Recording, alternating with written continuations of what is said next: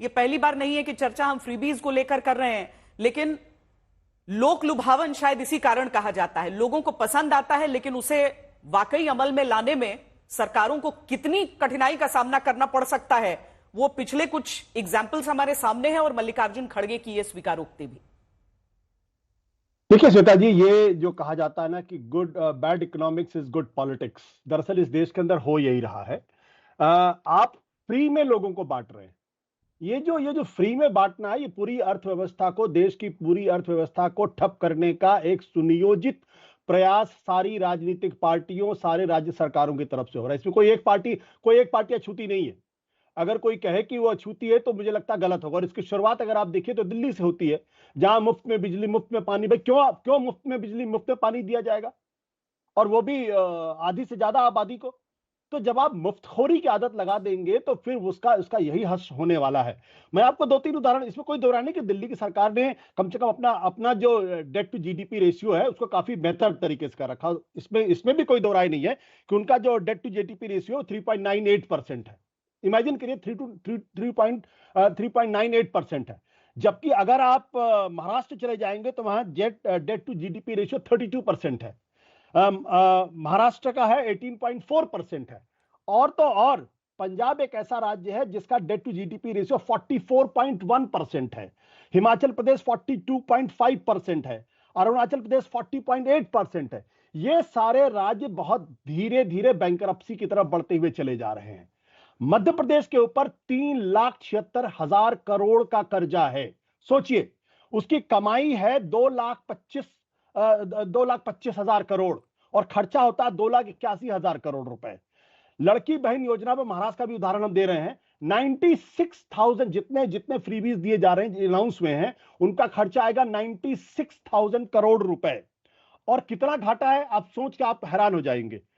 7,80,000 करोड़ का कर्जा है महाराष्ट्र के ऊपर। इसमें कोई एक सरकार दोषी नहीं कि सिंधे सरकार आ गई तो खर्चा बढ़ गया या घाटा बढ़ गया। जितनी सरकारें थी, इनमें से किसी भी एक सरकार ने एक गुड इकोनॉमिक्स की बात नहीं की। सबने गुड पॉलिटिक्स की कि किस तरीके से चुनाव जीतना है और उसके लिए जो कुछ भी मुफ्तखोरी करना है वो करना है।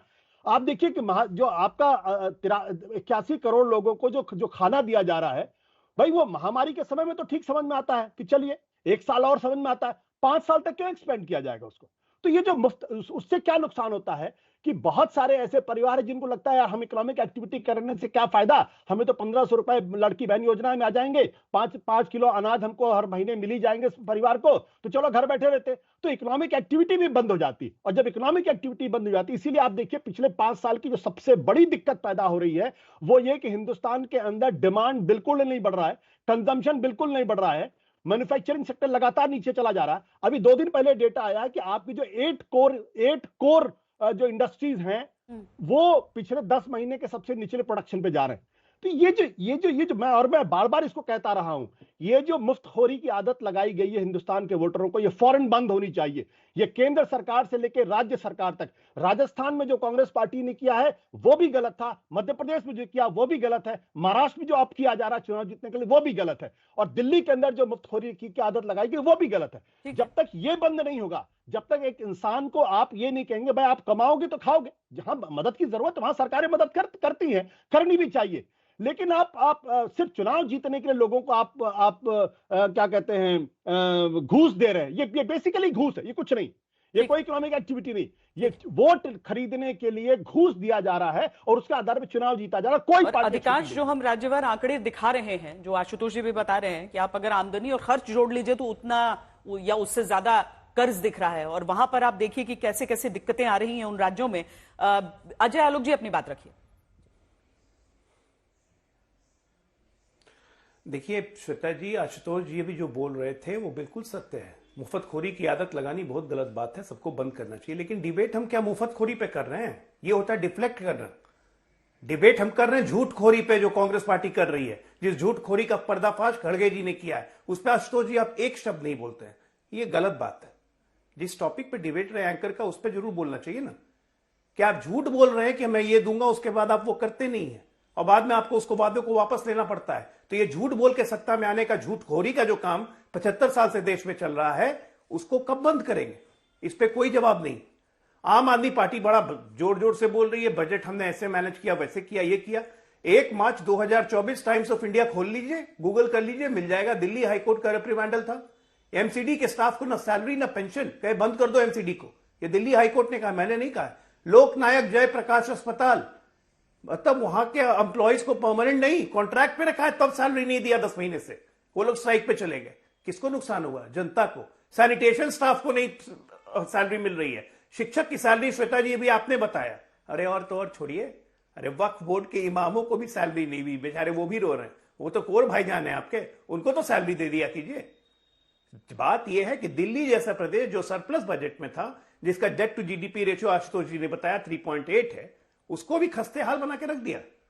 और कहीं आने जाने घूमने के लिए, पंजाब जाने के लिए, महाराष्ट्र कहीं और जाने के लिए चार्टर्ड प्लेन में चल रहे हैं, रहने के लिए शीशमहल में घूम रहे हैं। ये क्या टिप्पणी की बात कर ली, लेकिन महिमा जी आपसे सुप्रीम कोर्ट की टिप्पणी पर जवाब चाह रही हैं, वो भी दे दीजिए। सारा दोष दूसरों पे डाल देना है जी। श्वेता जी, चूंकि आलोक जी ने मेरा नाम 10 सेकंड दीजिएगा श्वेता जी, मुझे देना चाहिए। ठीक है, आईना सच्चाई का देखने से चिड़ मस्ती है। 10 सेकंड दीजिएगा। एक देखिए, आलोक जी ने जो बात कही, मैं आलोक जी की बात का बुरा नहीं मानता। आलोक जी ने बिल्कुल सही बात कही, बिल्कुल सही बात कही है। अब कांग्रेस पार्टी को क्यों ये ख्याल आ रहा है कि भाई जो योजनाएं हमने जिनका वायदा किया था वो पूरे नहीं कर सकते। ये बात कर्नाटक के साथ भी लागू थी, तेलंगाना के साथ भी लागू हो रही है और हिमाचल के साथ भी लागू हो रही। मैं तो ये कहूंगा कि जो बात मल्लिकार्जुन खड़गे जी ने कही है उसका स्वागत होना चाहिए। और यही बात प्रधानमंत्री नरेंद्र मोदी जी ने आज से 2 साल पहले फ्रीबीज के बारे में कहा था। और उन्होंने कहा था यह अभिशाप है, देश की अर्थव्यवस्था को चौपट करने का एक प्रोजेक्ट है। दिक्कत यह है कि जब प्रधानमंत्री जी ने यह बात कही तो उन्हें भी कम से कम इस पर रिस्ट्रेन करना चाहिए था कि बीजेपी ऐसी किसी योजना का उदाहरण ना दे। लेकिन खुद महाराष्ट्र के अंदर इस असेंबली के चुनाव में 96,000 करोड़ रुपए का, मैं आपको डेटा दे देता हूं अगर आप चाहेंगी तो, 46,000 करोड़ रुपए लड़की बहन योजना पे लगेगा, 10,000 करोड़ रुपए यूथ ट्रेनिंग पे लगेगा। इस तरीके से पूरा हिसाब किताब जो है वो आके 96,000 करोड़ पड़ता है। कहां से देगा महाराष्ट्र? जब प्रधानमंत्री जी खुद इस बात को मानते हैं कि ये एक अभिशाप है और खड़गे जी मानते हैं अभिशाप है, तो इन दोनों से बड़ा नेता तो कोई ना, तो कांग्रेस पार्टी में ना बीजेपी में। दोनों ये तय कर लेंगे किसी को हमें फ्री भी नहीं देना है, दोनों तय कर रहे हैं। और अगर ये तय हो जाएगा, देश की अर्थव्यवस्था ऑटोमेटिकली $5 ट्रिलियन $10 ट्रिलियन बैठेगी। लेकिन अगर ये मुफ्तखोरी, झूठखोरी, जो कुछ भी आलोक जी कह रहे होगा, तो देश की अर्थव्यवस्था चौपट हो जाएगी। दिवालियापन के कगार पहुंच रहे हैं हम लोग। अजय आलोक जी, साथ में आप जल्दी से महिमा जी के भी सवाल का जवाब दे दीजिए, जो उन्होंने आपसे सुप्रीम कोर्ट की टिप्पणी पर जो जवाब मांगा है। देखिए, सुप्रीम कोर्ट के चीफ जस्टिस की जो टिप्पणी है उस पर वो महिमा जी जवाब चाहती हैं। हम लोग सुप्रीम कोर्ट की टिप्पणी पे जवाब नहीं देते हैं, सुप्रीम कोर्ट के निर्देश के अनुसार काम करते हैं। हम ये नहीं कहते कि सुप्रीम कोर्ट इज नॉट फॉलोएबल, हम ये नहीं कहते कि सुप्रीम कोर्ट के जज अगर हमारे हिसाब से टिप्पणी नहीं करे तो हम उसके खिलाफ प्रदर्शन करेंगे और हम उसके खिलाफ धरने पर बैठेंगे। ये हमारा चरित्र नहीं है। सुप्रीम कोर्ट इस देश की एक ऐसी संस्था है जिसकी कोई भी टिप्पणी और कोई भी आदेश हो उसका अक्षरक्ष पालन और सम्मान होना चाहिए। हम वही करते हैं। ठीक है, इनका तो जवाब ये है। ठीक है। दूसरी बात, महाराष्ट्र ने अगर ये लाडली बहन योजना 96,000 करोड़ पे लाई है तो महाराष्ट्र ये अपने बजट को देखते हुए और अपने संतुलित बजट को देखते हुए और आने वाले 2 सालों के अंदर महाराष्ट्र का इकोनॉमिक विकास कितना होने जा रहा है उन सबको देखते हुए लाया है। ये नहीं लाया है कि आज ये योजना ले आए चुनाव जीतने के लिए और 6 महीने के बाद हम चुनाव बंद कर देंगे या वापस ले लेंगे। ऐसा नहीं होता है। मैंने फिर कहा कि हम एक परोपकारी राज्य है जहां पे जनता के लिए काम करना हमारा बिल्कुल सही है। और फ्री की वो बात जो प्रधानमंत्री ने कही वो अक्षरक्ष सही है। ये फ्री बी योजना बिल्कुल अभिशाप है, नहीं होनी चाहिए। लेकिन अगर महिलाओं को 1,500 रुपए देकर अगर आप संबल दे रहे हैं और उसके लिए अगर आप बजट में प्रोविजन कर सकते हैं जिसके राज्य के सरकारी खजाने को नुकसान नहीं पहुंचता है तो उसमें गलत नहीं है। झूठ बोलना सत्ताधारियों को, राजनीतिक दल को नहीं करना चाहिए। ये खटाखट झूठ बोलने की जो आदत लगी हुई है ना सत्ता पाने के लिए, ये गलत है। मैं फिर कह रहा हूं, अगर न्यू पेंशन स्कीम खराब थी तो महिमा जी बताएं 2004 से 14 तक मनमोहन सिंह ने इस पेंशन स्कीम को उसी वक्त खत्म क्यों नहीं कर दी? फिर तो केंद्र सरकार भी आपकी थी। राज्यों में उस वक्त सोनिया गांधी के प्रताप से 15-16 राज्यों में आप थे। ठीक है, महिमा जी नहीं खत्म किया। महिमा जी इसका जवाब दीजिएगा। पहले कुलदीप जी बहुत देर से कुछ कहना चाह रहे हैं, आपको उस जगह पे ले जा रही है। जी बताइए कुलदीप जी, बताइए। श्वेता जी, देखिए इस देश के अंदर 2 मॉडल काम कर रहे हैं। एक मॉडल है Arvind Kejriwal model of governance का मॉडल, जो मॉडल दिल्ली के लोगों को, दिल्ली की जनता को फ्री बिजली, पानी, शिक्षा, स्वास्थ्य, हॉस्पिटल की गारंटी देता है और उसके साथ साथ उनको देने का काम करता है। दूसरा मॉडल है भारतीय जनता पार्टी का, मोदी जी का मॉडल।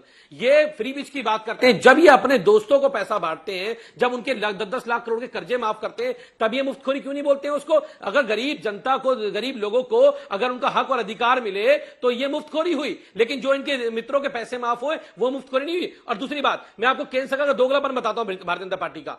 दिल्ली के अंदर इन्होंने कहा कि जी आपने अभी कोर्ट ने टिप्पणी कर दी, इसलिए टिप्पणी नहीं करी, पैसा नहीं करते। दिल्ली सरकार के पास पैसा बहुत है, लेकिन जो एलजी साहब बैठे हैं ना, मैं आपको बता दूं, दिल्ली के अंदर महिलाओं को 2500 रुपए पेंशन मिलती है श्वेता जी। उस 2500 रुपए पेंशन में 300 रुपए का शेयर केंद्र सरकार का होता है। केंद्र सरकार ने 6 महीने से 300 रुपए नहीं दिए और उनके 300 रुपए के चक्कर में दिल्ली के लोगों को पेंशन नहीं मिल पाई। बाद में हमने फाइनेंस में लेके आए, अप्रूवल कराया, दिल्ली के लोगों को 2200 रुपए देने का काम किया, 300 रुपए केंद्र सरकार ने नहीं दिए। ऐसे करके ये स्कीमों को रोकते हैं, जहां इनकी 100 रुपए देने होते हैं ना, लेकिन 5 चीज को रोक देते हैं ताकि दिल्ली की सरकार को बदनाम कर सके, भारतीय जनता पार्टी के एजेंडे को चला सके। तो इनका ये सौतेला व्यवहार है। दिल्ली वाले इनके व्यवहार को अच्छे समझते हैं और वो अपने बेटे अरविंद केजरीवाल का जो मॉडल है, उनकी बहनों को फ्री यात्रा कराना, बुजुर्गों को तीर्थ यात्रा कराना, दिल्ली की गली गली में सीसीटीवी कैमरे लगाना, दिल्ली के लोगों को मुफ्त पानी पहुंचाना, ये अरविंद केजरीवाल का मॉडल है। और उसके बावजूद भी सरकार फायदे में, सरकार मुनाफे में। हर सरकार को ये मॉडल अपनाना चाहिए और हर किसी को मॉडल पसंद आना चाहिए कि अगर सब कुछ करने के बाद भी सरकार मुनाफे में है तो क्या दिक्कत है। मैं तो कह रहा हूं कि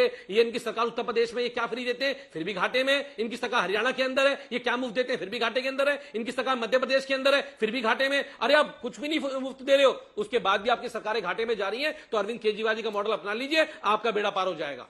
अजय आलोक जी, अब आप जवाब भी देना चाहते हैं, आप बताइए। आप ये मॉडल अरविंद केजरीवाल जी से चर्चा कीजिए इस बात की बारे। सही बात है, कौन सा मॉडल हम अपनाएं मुझे बताइए ना। लोकनायक जयप्रकाश अस्पताल का मैंने एग्जाम्पल दिया जहां स्टाफ हड़ताल पे है, और ये सरकार ऐसी है निकम्मी अरविंद केजरीवाल। मैं तो कप्टीवाल कहता हूं, केजरीवाल कहना ही छोड़ दिया मैं। झूठ। ये आयुष्मान योजना भी दिल्ली में लागू नहीं कर सकते, बिल्कुल झूठ लोगों को मुफ्त अजय में इलाज आलोक हो जी, सके। बिल्कुल झूठ। ये ऐसी सरकार है, ये ऐसी झूठ मत सरकार बोलो। है। ये फ्री बिजली बीच में नहीं, बीच में मत बोलिए, बीच में मत बोलिए, बीच में मत बोलिए। ये ऐसी सरकार है जो आप सबूत दो हड़ताल पे, फ्री बिजली की आप बात करते हैं। सबूत कर्नाटक दो। का व्यक्ति जो बेंगलोर में बैठा हुआ है, उसके मोबाइल नंबर पे और उसके अकाउंट में पैसे ट्रांसफर होते हैं डिस्कॉम कंपनी के द्वारा सब्सिडी के। नहीं रोक पाओगे। डिस्कॉम घोटाला, अरे ये केजरीवाल की फ्री बिजली योजना है। ये तो ऐसे पारस के पत्थर है, ये ऐसे पारस के पत्थर है, जिस चीज को छूते हैं ना उसमें घोटाला हो जाता है। ये सोना नहीं बनाते हैं, जिस चीज को छूते हैं उसमें घोटाला हो जाता है। ये सुपर चीज है, ये सुपर चीज है। अभी नया ये घोषणा लेके आएंगे, ये नए घोषणा लेके आएंगे अभी इनकम टैक्स ऑफिसर है ना। संदीप जी, अव्वल तो आप बोलने दीजिए, दूसरा घोटाले का आरोप आपने भी बिना सबूत ही के लगाया है ना अभी। तो सब तो बिना सबूत के ही बोल रहे हैं ना, तो उनको बात तो कंप्लीट कर लेने दीजिए। अपनी बदहवासी झूठ बोल रहे हैं, बीच में बोलने से अपनी बदहवासी जाहिर होती है, झूठ बोल रहे हैं, और झूठ अपनी पर कमजोरी जाहिर होती है। वो झूठ बोल रहे हैं, सबूत नहीं दिए, उसमें कोई बहादुरी साबित नहीं हो जाती है। अगर मैंने झूठ बोल रहा हूं तो ठीक है, बता दीजिए शीश महल में 2 लाख का कमोड नहीं लगा हुआ था। ठीक है, ना शीश महल में 2 लाख का कमोड तो नहीं लगा हुआ था, नहीं लगा हुआ था। 8 लाख के पर्दे शीश महल में नहीं लगे हुए थे, बिना एक्सपेक्टर के परमिशन के 56 करोड़ का बंगला बनाने के लिए परमिशन। अजय आलोक जी मुद्दे पर केजरीवाल जी ने उसको, अजय आलोक जी मुद्दे पर लाख तुम्हें उसमें आने के लिए किसियानी बिल्ली खम्बा नोचे। अरविंद केजरीवाल को तुम्हारा वो वाला हाल किसियानी बिल्ली खम्बा नोचे। मुझे क्या करना है अब? ये तुम काम पे आगे सीएम प्रोजेक्ट होंगे ना तो 2 सीट नहीं ला पाओगे दिल्ली में। आप भी लड़ लेना दिल्ली में आके। कुलदीप जी, आपने अपनी बात रख दी, आप इस तरीके से बोलेंगे तो आप भी लड़ लीजिएगा और संशय होता है। सीधा अब रुक जाइए, उनको कंप्लीट, आपने अपनी बात रख दी है, बार बार उस बात को दोहराने से कुछ नहीं होता है। आपने अपनी बात रख दी है, क्लियरली रख दी है। नहीं, ये कितना झूठ बोले मैं नहीं बोलूंगा। बात सिर्फ एक है श्वेता जी, जिस मुद्दे पे आपका डिबेट है, बात सिर्फ यह है कि क्या राजनीतिक दल या उनके नेताओं को इतना गैर जिम्मेदार होना चाहिए कि वो कोई भी घोषणा करें या बाद में उसे लागू ना कर सके। क्या जनता को मूर्ख बनाने का आपको अधिकार है? किसी राजनीतिक दल का यह कहना कि हम ये ला देंगे, हम ये ला देंगे, ये ला देंगे, उसका कुछ करेंगे ही नहीं और उसके दम पे वो सत्ता पे आ जाए। नैरेटिव चलाया गया कि हम मोदी सत्ता में आएगा तो संविधान खत्म कर देगा, आरक्षण खत्म कर देगा। सही नैरेटिव था। यह साबित करता है कि देश की जनता ऐसे ऐसे नैरेटिव्स के चक्कर में आती है। और सबसे मजेदार बात तब हो जाती है कि जब अपने ही शीर्ष नेता, दूसरी पौध के नेता, दूसरी पौध जो सिस्टमैटिकली भ्रष्ट है, जिसका सिस्टमैटिकली ग्रे मैटर कम है, वो तरह तरह की घोषणा करते रहता है। खटाखट खटाखट खटाखट 8,000 रुपए हर महीने में आएंगे, गरीबी खत्म। अरे आपके दादा, आपकी दादी, आपके पिताजी क्या कर रहे थे इतने दिन तक? ठीक है, महिमा सिंह जी, थे जब गरीबी खत्म करने का इतना आसान मॉडल था। महिमा जी, जब 2024 के चुनाव खत्म हुए थे, जब नतीजा आया था, उस दिन की सबको वो तस्वीरें याद हैं जब लखनऊ में कई महिलाएं लाइन में लगकर गई थी वो गारंटी कार्ड लेकर कि हमने कांग्रेस को वोट दिया, ये गारंटी कांग्रेस की थी और इसके हिसाब से अब हमें मिलना चाहिए जो मिलना है। अब हम समझते हैं कि मल्लिकार्जुन खड़गे जी ने जो अपनी तरफ से बात कही होगी वो इस तरह के अनुभवों पर भी आधारित रही होगी, और खासकर हिमाचल के पड़ोसी हरियाणा में जब चुनाव हुआ और वहां के वादे में अगर दिक्कत आई और उसी समय वो टॉयलेट सीट टैक्स की बात हुई, जिसे बाद में सुक्खू जी ने कहा कि नहीं ऐसी चीज नहीं है, लेकिन ये सारी चीजें प्रभाव डालती हैं वोटरों पर। और इसीलिए आज की तारीख में, आज की दुनिया में, चाहे वो बीजेपी हो, चाहे आम आदमी पार्टी हो, चाहे कांग्रेस पार्टी हो, कोई भी ऐसे वादे करके बच नहीं निकल सकती है। बिल्कुल श्वेता जी, आपने जो बातें कही उनसे बिल्कुल आपने हरियाणा का स्मरण कराया, ये बहुत अच्छी बात है, क्योंकि अभी भाजपा के प्रवक्ता जब बात कर रहे थे और ये सवाल पूछ रहे थे बड़ी संजीदगी से, जो कि भारत का हर नागरिक पूछता है, क्या किसी पार्टी को अधिकार है 2 करोड़ की नौकरी प्रतिवर्ष, 15 लाख रुपए हर खाते में, किसानों की आय दोगुनी, अभी ओडिशा के अंदर वादा किया 300 यूनिट बिजली फ्री, या उत्तर प्रदेश के अंदर राजनाथ सिंह का वो वादा की स्कूटी और टैबलेट, किसी पार्टी को क्या अधिकार है ऐसा करने का? कतई भी नहीं है, बिल्कुल भी नहीं है। और इसीलिए जब आप हरियाणा की बात करती हैं तो मुझे वो उदाहरण याद आता है। हरियाणा के अंदर अभी चुनाव के दौरान बिल्कुल डंके की चोट पर लगातार हमने ये सवाल पूछा कि पीएम आवास ग्रामीण जो योजना थी, ग्रामीण आवास योजना, उसके अंदर हरियाणा के अंदर लगभग 1,86,000 के आसपास आवेदन जो थे वो पेंडिंग पड़े हुए थे। हमने पूछा एक घर दिखाइए जो दिया गया हो उस योजना के तहत, नहीं दिखाया। आयुष्मान योजना में आपको याद होगा कैग की वो रिपोर्ट जिसमें पता चला एक नंबर के साथ 7 लाख यूजर्स जो थे वो पंजीकृत थे। समय इतना ही है हमारे पास। हालांकि बीजेपी के लिए हमेशा ये रहेगा कि वहां पर सरकार थी, वादा किया, लोगों ने वापस वोट दे दिया, यानी कि पिछले 10 साल और अब आने वाले 5 साल और